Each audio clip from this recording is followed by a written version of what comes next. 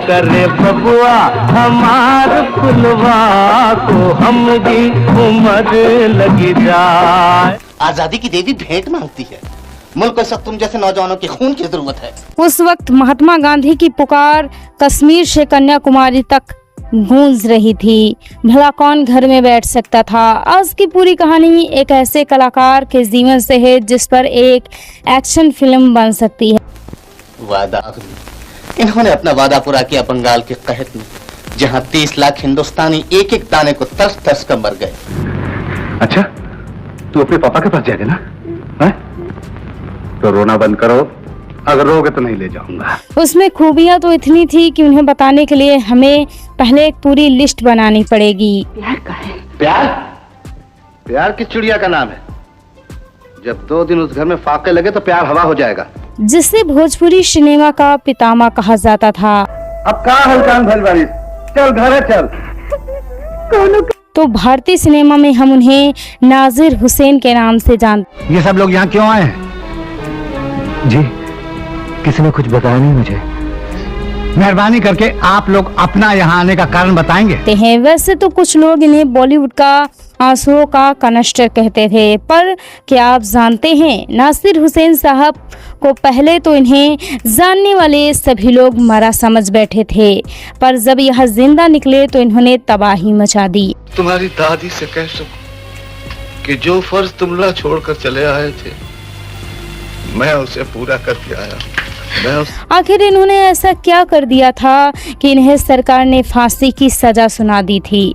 जब इनकी मुलाकात भारत की स्वतंत्रता संग्राम सेनानी सुभाष चंद्र बोस से हुई तो उन्होंने इन्हें आखिर क्या काम दिया। तिजारत में मुनाफा आटे में नमक के बराबर लेना, और जो भी काम शुरू करना बिस्मिल्लाह कहकर। बिस्मिल्लाह में बड़ी बरकत है। तो आइए दोस्तों, इनके जीवन से जुड़ी कई एक्शन थ्रिलर और मनोरंजक बातों को जानते हैं। मेरे टुकड़ों पर पलने वाला मुझे ही टुकड़े डालना है। कमीने, निकल जाए, दूर जा, दूर। तो नमस्कार दोस्तों, स्वागत है आप सभी के आपके अपने फेवरेट चैनल फिल्मी टू डॉन में। नासिर हुसैन साहब का जन्म 15 मई 1922 को उत्तर प्रदेश के गांव उसरा में हुआ। इनके पिता का नाम साहबजादा खान था जो एक किसान थे। बेटे, जिंदगी की जिम्मेदारियां खेल-कूद से पूरी नहीं होती। 1922 के उस गरीबी के दौर में पिता व दिन मुश्किल परिवार को पाल रहे थे। पूरा परिवार मिलजुल कर खेती करता, फिर भी पेट पालना मुश्किल हो रहा था। परिवार पर कर्ज का बोझ बढ़ता जा रहा था और इन्हें कर्ज के चलते गांव के एक रईस जमींदार ने उनकी जमीन तक छीन ली थी और अब तो एक एक खुराक रोटी के भी लाले पड़ गए थे। अब साहिबजादा खान रोटी की तलाश में अपने गांव उसरा को छोड़कर लखनऊ शहर में आ गए। गलीमत रही कि कुछ दिनों तक भटकने के बाद उन्हें रेलवे के गार्ड की नौकरी मिल गई। तो फिर नासिर साहब का पालन पोषण वही लखनऊ में हुआ। उस शहर में रहते हुए नजीर साहब ने शिक्षा तो बहुत अधिक नहीं प्राप्त की, पर नजीर साहब को इस शहर से उर्दू का शौक मिल गया। इन्हें रंगमंच के नाटक अपनी ओर खींच लाए। तुम्हारे पिता का कातिल है। क्या? मेरे पिता का कातिल? और रंगमंच के नाटकों में नजीर साहब ऐसा मस्त हुए कि अब्बू को भी लगने लगा कि इनका बेटा अब हाथ से निकल चुका है। तू फिक्र क्यों करती है? अरे मेरा जो कुछ भी है तुम्हीं लोगों का तो है। तो एक बार अच्छी हो जा। मेरा क्या है, जिस दिन यमराज ने दरवाजा खटखटाया उनके पीछे पीछे चला जाऊंगा। पिता साहबजादा खान सोच रहे थे कि बेटा अपने पैरों पर खड़ा हो जाए। उन्होंने कई लोगों से सिफारिश दी। इसके बाद नजीर खान साहब को फायरमैन की नौकरी दिलवा दी। स्वभाव से ही नाजिर साहब को यह सब जम नहीं रहा था। वे जल्दी अपनी इस नौकरी से उकता रहे थे। वैसे तो नजीर साहब बेहद महत्वाकांक्षी स्वभाव के थे। तभी द्वितीय विश्व युद्ध की शुरुआत हो गई। युवा नजीर भी जोश से भरे रहते थे। कुछ नया और जोखिम भरा करने का उत्साह भरा रहता। उनके जोखिम भरे काम करने का समय भी आ गया था। उन्होंने झट से नौकरी छोड़ दी और तुरंत ही ब्रिटिश इंडियन आर्मी को ज्वाइन कर लिया। जोश से भरी नजीर को लड़ाई लड़ने के लिए सिंगापुर भेज दिया गया। कुछ ही दिन बाद सिंगापुर में रहने के बाद उनका तबादला मलेशिया हो गया। मलेशिया में माहौल बहुत खराब हो गए थे। जापान की सेना के साथ आमने सामने की लड़ाई में इनकी टोली हार गई। नजीर साहब को इनकी टोली के साथ जापानी सैनिकों ने पकड़ लिया और इन्हें जेल में डाल दिया। उसी जेल में उनकी मुलाकात हुई आज़ाद हिंद फौज के सहयोगी और कट्टर बहादुर सैनिकों से। वहां उस सैनिक ने नजीर साहब को सुभाष चंद्र बोस के बारे में बहुत कुछ बताया। नजीर साहब भी सुभाष चंद्र बोस से बेहद प्रभावित हुए और वह मन ही मन इतना प्रभावित हुए कि उन्होंने सिपाही से आग्रह किया कि कृपया करके मुझे कैसे भी आज़ाद हिंद फौज का एक हिस्सा बनवा दो, मैं भी उनकी फौज में शामिल होना चाहता हूँ बिना कीमत चुकाए। तभी समय बीता और जापानी फौज ने इनके अच्छे व्यवहार के चलते इन्हें रिहा कर दिया।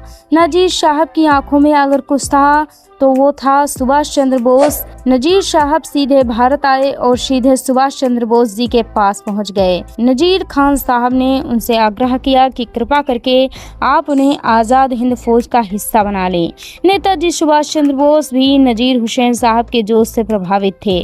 उन्होंने नजीर को आज़ाद हिंद फौज में शामिल कर लिया तो नेताजी ने उन्हें आज़ाद हिंद फौज के प्रचार प्रसार का काम दिया। नजीर हुसैन साहब आज़ाद हिंद फौज के सारे कामों को बड़ी तन्मयता से करते। ऐसे में साल था 1944। उस दिन नजीर साहब ने सुभाष चंद्र बोस जी और उनके सभी क्रांतिकारियों पर एक नाटक लिखा।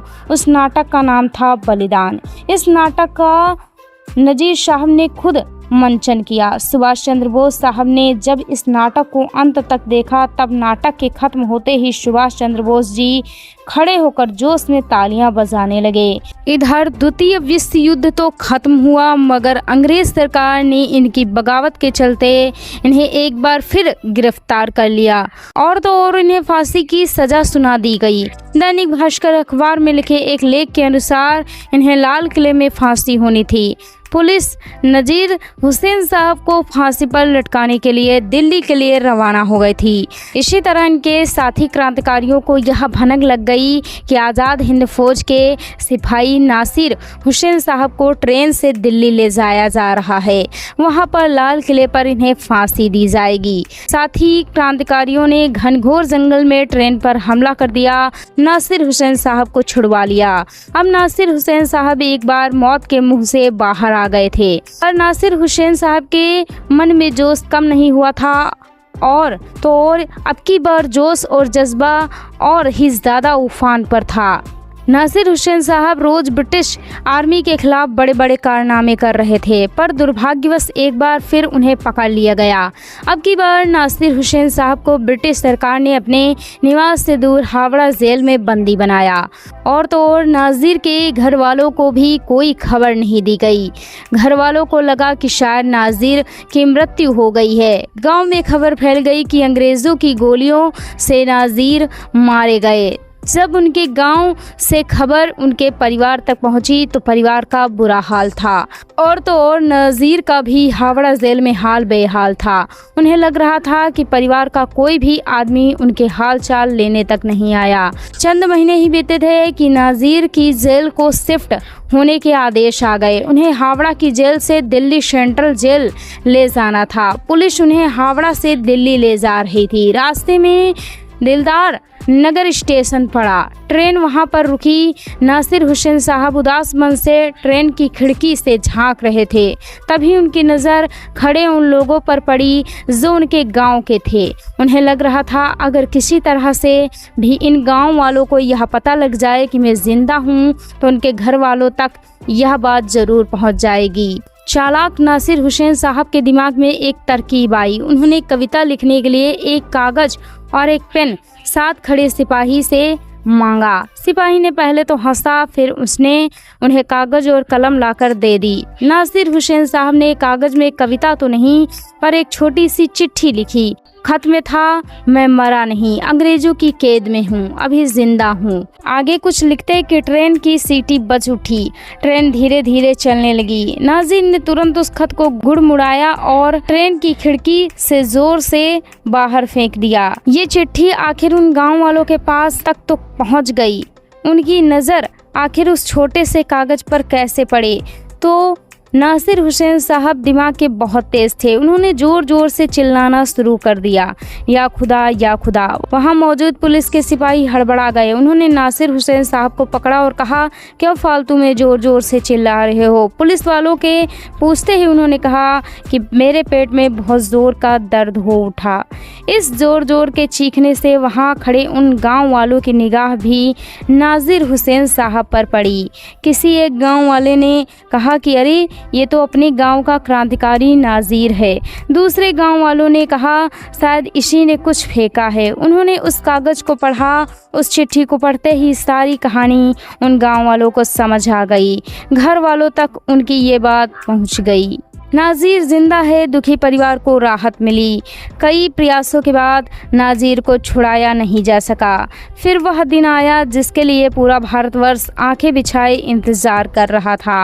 15 अगस्त 1947 जब भारत आज़ाद हुआ और इस दिन सभी क्रांतिकारियों को आज़ाद कर दिया गया। इसमें नासिर हुसैन साहब भी आज़ाद हुए। स्वतंत्रता सेनानी के तौर पर नासिर हुसैन जी को जीवन भर रेलवे का फ्री पास मिला। आज़ादी की खुशी तो पूरे भारतवर्ष में थी, पर साथ ही एक दर्द था बंटवारे का। नासिर के गांव में भी अधिकतर मुसलमान पाकिस्तान जाना चाह रहे थे, पर नासिर हुसैन साहब ने भारत में ही रहने की ठानी। पर आखिर इस भारत में उनके पास क्या बचा था? उनके परिवार के भी लगभग कई लोग पाकिस्तान चले गए। नासिर हुसैन साहब के पास पेट पालने के लिए कोई भी काम नहीं था और ना ही वह फायरमैन वाली नौकरी करना चाहते थे। आखिर नासिर हुसैन साहब करते तो क्या करते? तभी एक चर्चा खूब शोर में थी। भारत सरकार आज़ाद हिंद फौज के सिपाहियों को भारत की सेना में शामिल करने जा रही है। नासिर हुसैन साहब को तसल्ली हो गई, चलो मुझे नौकरी मिल जाएगी। पर भारत सरकार ने अंततः यह करने से मना कर दिया। नासिर साहब की मुश्किलें और बढ़ गईं। तभी परेशान नासिर को उनके दोस्त ने राय दी, आप सुभाष चंद्र बोस के भाई शरद चंद्र बोस के पास कलकत्ता जाएं। वहाँ पर आप अपनी पूरी गाथा बताएं। वह आपको ज़रूर कोई ना कोई काम देंगे। काम नहीं देंगे तो मदद ज़रूर करेंगे। नासिर साहब दूसरे दिन कलकत्ता पहुंच गए। शरद चंद्र बोस ने उन्हें यह राय दी, देखो अभी तो कुछ काम नहीं है, मगर मैं तुम्हें ज़रूर कोई ना कोई काम बताऊंगा। पर तुम्हें तो पेट पालना है। तुम नाटक का मंचन तो अच्छा कर लेते हो और उन्हें लिख भी लेते हो, तो क्यों न तुम कोलकाता की गलियों में घूम घूम कर इन नाटकों के मंचन का प्रदर्शन करो। और नासिर हुसैन साहब को यह बात खूब भा गई और नासिर हुसैन साहब कलकत्ता की गलियों में घूम घूम कर खुद के लिखे नाटकों का मंचन करने लगे। नाटकों के विषय भी हमेशा क्रांतिकारियों, बलिदानों और आज़ाद हिंद फौज के अनुभवों पर थे। भाग्य आपको कहाँ ले जा रहा है यह शायद आपको पता ही नहीं था। कोलकाता के एक चौराहे पर जब नासिर हुसैन साहब नाटक कर रहे थे, नाटक का नाम था सिपाही का सपना, तभी उन पर नज़र पड़ी मशहूर थिएटर आर्टिस्ट BN सरकार की। उन्हें नासिर का लिखा यह नाटक बहुत पसंद आया। BN सरकार नासिर के पास गए और बोला, तुम थिएटर ज्वाइन करोगे, मैं तुम्हें इसके लिए पैसे भी दूंगा। नासिर हुसैन साहब को BN सरकार की यह बात भा गई, क्योंकि अब उन्हें करना तो वही था, बस गलियों गलियों में भटकना नहीं था। उसके लिए उन्हें बंधी तनख्वाह भी मिलनी थी। तो नासिर साहब अब रोज थिएटर करते और बड़े बड़े लोग उस जमाने में थिएटर देखने आया करते थे। ऐसे में भारतीय सिनेमा के जाने माने डायरेक्टर विमल राय साहब भी आए थे। विमल राय थिएटर देखने नहीं आए थे, वे आए थे अपने काम की खोज में। डायरेक्टर विमल राय साहब सुभाष चंद्र बोस पर एक फिल्म बनाना चाह रहे थे और वास्तविकता की खोज में वे आज़ाद हिंद फौज के किसी सिपाही की तलाश में थे, जो कि उस दरमियान हुई घटनाओं का वास्तविकता से वर्णन कर सके। पर जब उन्हें पता लगा कि नासिर हुसैन जो कि इस नाटक में काम कर रहे हैं वे आज़ाद हिंद फौज का हिस्सा रहे हैं, तो विमल राय साहब को लगा कि चलो मेरी तलाश भी आज यहीं से ख़त्म हो गई। नासिर जी को अपनी फिल्म निर्माण के साथ काम करने को कहा। वैसे तो नासिर हुसैन साहब ने कभी सिनेमा के बारे में कुछ सुना नहीं था और ना ही वह सिनेमा में काम करने के प्रति आकर्षक थे। उन्होंने विमल राय साहब से साफ साफ काम करने के लिए मना कर दिया। उन्होंने कहा, मैं रोज यहाँ अपने मन मुताबिक काम कर लेता हूँ और मेरी गुजर बसर अच्छी चल रही है।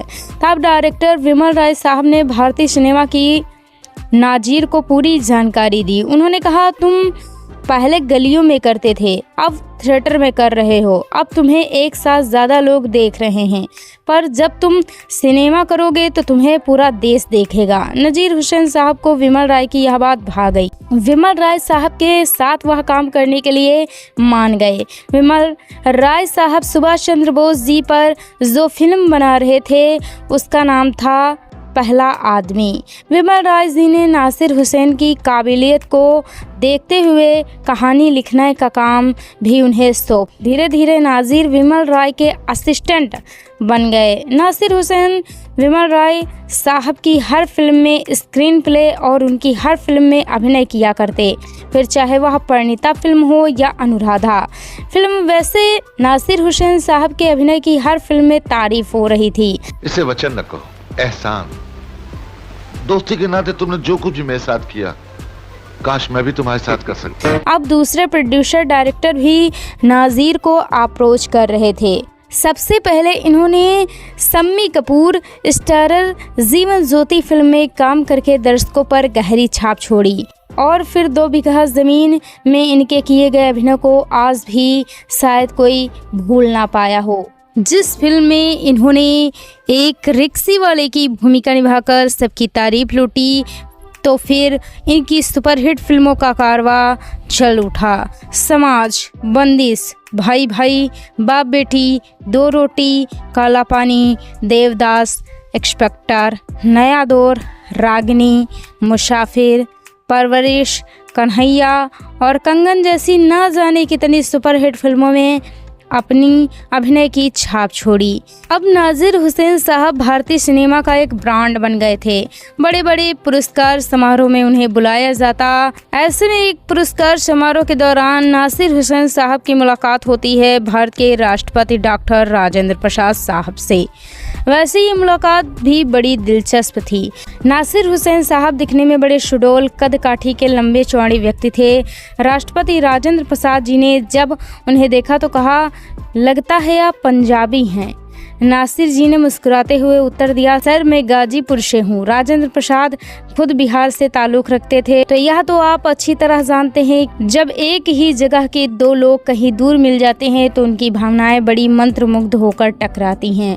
दोनों स्थानीय भाषा में बात करने लगते हैं, और उस दिन भी शायद ऐसा ही हुआ। राष्ट्रपति डॉक्टर राजेंद्र प्रसाद जी और नासिर हुसैन साहब दोनों भोजपुरी भाषा में बात करने लगे। बातों बातों में राजेंद्र प्रसाद जी ने कहा, आपकी भोजपुरी भाषा में बहुत अच्छी पकड़ है। धीरे धीरे यह बातों का सिलसिला और आगे बढ़ा। फिर राजेंद्र प्रसाद जी ने अपने मन की बात नासिर हुसैन साहब के सामने रख दी। उन्होंने कहा कि अपने सिनेमा में कभी भोजपुरी भाषा में फिल्में नहीं बनती, और अपनी इसी भाषा में भी फिल्में ज़रूर बननी चाहिए। खैर, यह बात दोनों के बीच में हो तो गई, पर नासिर हुसैन साहब के मन में यह बात घर कर गई। उन्होंने सोच लिया था कि मैं अब भोजपुरी भाषा में फ़िल्म ज़रूर बनाऊंगा। जब वह अपने ऑफिस पहुंचे तो उन्हें याद आया कि कुछ ही दिनों पहले उन्होंने विधवा पुनर्विवाह पर एक कहानी लिखी थी। वह स्क्रिप्ट उन्होंने अपने चहेते मित्र डायरेक्टर विमल राय को दे दी थी। विमल राय साहब को वो स्क्रिप्ट बहुत पसंद आई थी, पर वो अगले ही दिन विमल राय साहब के पास पहुंचे। उन्होंने कहा, मुझे वह स्क्रिप्ट वापस कर दो। विमल राय साहब बोले, अरे आखिर ऐसा क्या हुआ कि तुम स्क्रिप्ट वापस मांग रहे हो? तब नासिर साहब ने कहा, अब इस कहानी पर मैं फिल्म बनाऊंगा और भाषा भोजपुरी होगी। विमल राय साहब ने बड़े आश्चर्य भरे अंदाज में कहा, यह भोजपुरी कौन सी भाषा होती है? तब नासिर हुसैन साहब बोले, यह बिहार की भाषा है, यह हमारी और आपकी भाषा है, डॉक्टर राजेंद्र प्रसाद की भाषा है। समस्या यह भी थी कि फिल्म के लिए एक भारी भरकम रकम चाहिए थी, और इधर कोई भी प्रोड्यूसर इस भाषा का नाम सुनते ही हाथ पीछे खींच लेता था। इधर उन्हीं दिनों बिहार के एक आरा डिस्ट्रिक्ट में एक बड़े व्यापारी विश्वनाथ प्रताप सवादी की बड़ी चर्चा थी। उनकी बड़ी बड़ी कोयले की खादें भी थी, बड़े बड़े सिनेमा घर थे, और ना जाने कितने व्यापार थे। कहते हैं ना कि अगर आप कुछ करने की ठान ले तो सफलता की कड़ियाँ खुद ब खुद जुड़ती चली जाती हैं, और व्यापारी विश्वनाथ प्रसाद सहवादी के राष्ट्रपति डॉक्टर राजेंद्र प्रसाद से बड़े अच्छे ताल्लुकात थे।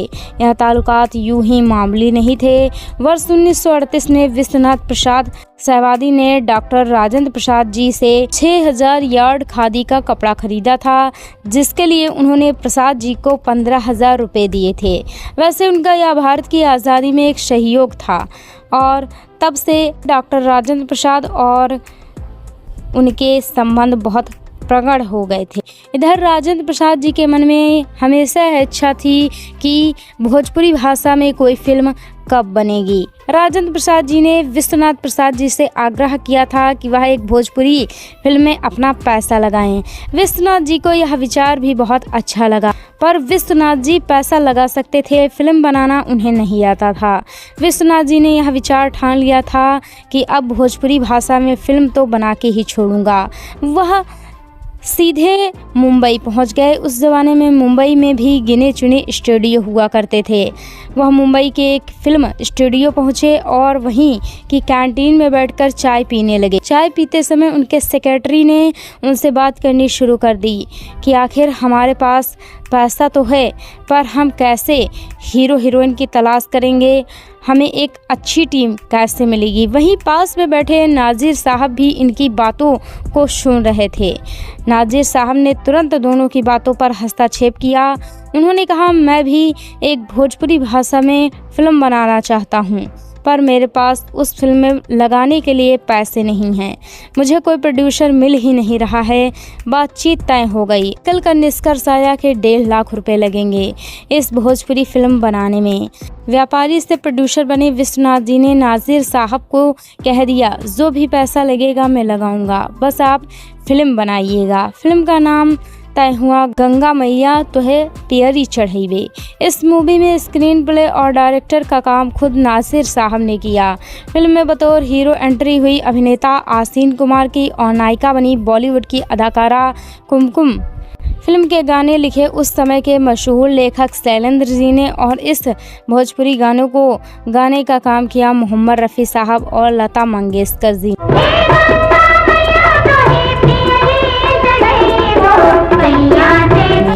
सब कुछ इतने बड़े स्तर पर हो रहा था तो वहाँ फिल्म का बजट तो बढ़ना ही था। इतना बढ़ना था, यह तो सुनकर आप भी चौंक जाएंगे। 5 लाख का बजट पहुँच गया। तो इसके लिए तो आपको पहले फिल्म की कहानी भी जाननी होगी। कहानी कुछ यूं है कि हीरो आसीन कुमार को हीरोइन कुमकुम से प्यार हो जाता है। जहां फिल्म में हीरोइन तो गरीब है, हीरो के पिता बहुत लालची हैं। वह लालच में ढेर सारा भारी भरकम दहेज मांगते हैं। हीरो अपने पिता को खूब समझाता है, पर पिता कहाँ मानने वाले थे। शादी टूट जाती है। इधर दुखी हीरो भी अपने पिता का घर छोड़कर चला जाता है और हीरोइन कुमकुम की शादी उनके पिता 60 साल के एक बूढ़े व्यक्ति से कर देते हैं। चंद दिनों में ही कुमकुम के पति जो कि वृद्ध थे वह भी मर जाते हैं और जीवन की परेशानियों से तंग होकर हीरोइन आत्महत्या करने की कोशिश करती है, पर इस कोशिश में भी वह नाकाम होकर हीरोइन कोठे तक पहुंच जाती है और एक दिन उसका आशिक यानी फिल्म का हीरो भी वहीं पहुंच जाता है। पर जब इस फिल्म की स्पेशल स्क्रीनिंग पर राष्ट्रपति राजेंद्र प्रसाद जी को बुलाया गया और उन्हें ये फिल्म दिखाई जाती है, राजेंद्र प्रसाद जी कहते हैं कि आपको हीरोइन को कोठे पर नाचते दिखाना ज़रूरी था। तब नाजिर साहब लाजवाब जवाब देते हैं। नाजिर साहब सर झुकाकर कहते हैं, सर बिल्कुल ज़रूरी था। हीरोइन को कोठे पर नाचते दिखाना इस फिल्म की बेहद मांग थी, क्योंकि लड़की पढ़ी लिखी नहीं थी, वो मजबूर थी। उन्होंने कहा कि मैं लड़कियों की शिक्षा के प्रति लोगों को जागरूक करना चाहता हूँ। यहाँ बिहार और पूर्वी उत्तर प्रदेश में लड़कियों को पढ़ाया ही नहीं जाता। वैसे इस फिल्म ने समाज की एक और कुरीत पर गहरा प्रहार किया, वो थी विधवा पुनर्विवाह। इस फिल्म में विधवा पुनर्विवाह को दिखाया गया, जो उन दिनों 60 के दशक में एक बहुत बड़ी बात हुआ करती थी। इस फिल्म के अंत में हीरो हीरोइन से विवाह कर लेता है और नाजिर साहब को यही तो फिल्म में दिखाना था। पर जब यह फिल्म पर्दे पर आई तो पूरे भारत में हड़कंप मच गया। बिहार और पूर्वी उत्तर प्रदेशों में दर्शकों का हुजूम उठा। लोगों को लग रहा था यह तो हमारे जैसा ही कलाकार है, हमारी जैसी बोली बोलते हैं, हमारे जैसे वस्त्र पहनते हैं और कुछ अपने ही जैसे दृश्य अपना समाज। आपको बता दें, इस फिल्म में नाजिर हुसैन साहब ने खुद भी एक्टिंग की। भोजपुरी भाषा में फिल्म का बनना बेहद अनोखा था। बिहार, यूपी के अलावा दूसरे राज्यों में भी यह फिल्म जोरदार प्रदर्शन कर रही थी। दिल्ली में तो सरकार ने कैबिनेट मंत्रियों के लिए एक स्पेशल शो चलाया जिसमें लाल बहादुर शास्त्री, जगजीवन राम जैसे नेता ने इस फिल्म को देखा। और आपको जानकर हैरानी होगी कि बम्बई जैसे आधुनिक शहरों में भी यह फिल्म 6 से 8 हफ्तों तक चल रही थी। अब समय आ गया था कि प्रोड्यूसर भोजपुरी सिनेमा में पैसा लगाने को लालायित थे। फिर नासिर हुसैन साहब ने न जाने कितनी भोजपुरी फिल्में बनाई। हाँ, मगर उन्होंने हिंदी सिनेमा से कभी मुंह नहीं मोड़ा। उन्होंने बॉलीवुड की खूब फिल्में बनाई जैसे कि लीडर, बम्बई का बाबू, श्रीमान सत्यवादी, असली नकली, छाया, प्रेम पुजारी, राम और श्याम, गंगा जमुना, साहब बीबी और गुलाम, भूत बंगला, दिल ही तो है, कश्मीर की कली, गीत, कटी पतंग, जुगनू, ज्वार भाटा, शर्मेली, धर्मात्मा, दिलदार, जीवन साथी, चरस, अनुराग, आग जैसी फिल्में। और तो और उन्होंने अपने ज़माने के हर सुपरस्टार के साथ काम किया, फिर चाहे वह अमर अकबर एंथोनी हो या द बर्निंग ट्रेन। हाँ, नाजिर साहब ने 400 भी अधिक फिल्मों में काम किया। अधिकतर फिल्मों में नाजिर साहब एक पीड़ित पिता तो कभी मजबूर दादाजी का किरदार निभाते थे। शायद ये उनकी नेचुरल एक्टिंग ही थी। आज के दशक में भी हम उन्हें याद कर रहे हैं। नाजिर हुसैन साहब के रोने के सीन फिल्मों में अलग से लिखकर जरूर डाल दिए जाते थे। शायद इसलिए तो भारतीय सिनेमा उन्हें आंसुओं का कनिस्टर कहकर पुकारता है। धीरे धीरे समय बीत रहा था। नासिर साहब का स्वास्थ्य 80 के दशक में आते आते बहुत खराब रहने लगा। 1986 में लॉ एंड गॉड उनकी अंतिम फिल्म रिलीज हुई। 21 अक्टूबर 1987 की एक रात काली रात बनकर आई। उस रात नासिर साहब अपनी एक भोजपुरी फिल्म में काम कर रहे थे। स्वास्थ्य ठीक नहीं था पर काम की लगन उन्हें हमेशा तरोताज़ा ही दिखाती थी। इतने स्वास्थ्य खराब होने के बावजूद उन्हें देखकर ऐसा लगता था कि उन्हें तो कोई समस्या ही नहीं थी। उस रात उन्हें ऐसा लग ही नहीं रहा था कि उन्हें काम का कोई बोझ है। तभी अचानक उन्हें दिल का दौरा पड़ा और वह स्वर्ग से धार गए। नाजिर हुसैन साहब 60 और 70 के दशक के एक कैरेक्टर आर्टिस्ट थे। अगर आपने इस वीडियो को यहाँ तक देखा है तो आपने उनकी फिल्में ज़रूर देखी होगी। वैसे आप बताइएगा कि उनका नाम लेते ही आपकी आंखों के सामने कौन सी फिल्म आ जाती है, या आपने अगर उनकी कोई फिल्म देखी हो तो वह कौन सी थी। कमेंट बॉक्स में ज़रूर बताइएगा। आपको यह वीडियो थोड़ा सा भी अच्छा लगा हो प्लीज़ लाइक ज़रूर कर दीजिएगा। मैं आपका दिल से शुक्रिया अदा करती हूँ। चलिए मिलते हैं किसी और वीडियो में और मनोरंजन के साथ। जय हिंद, जय भारत।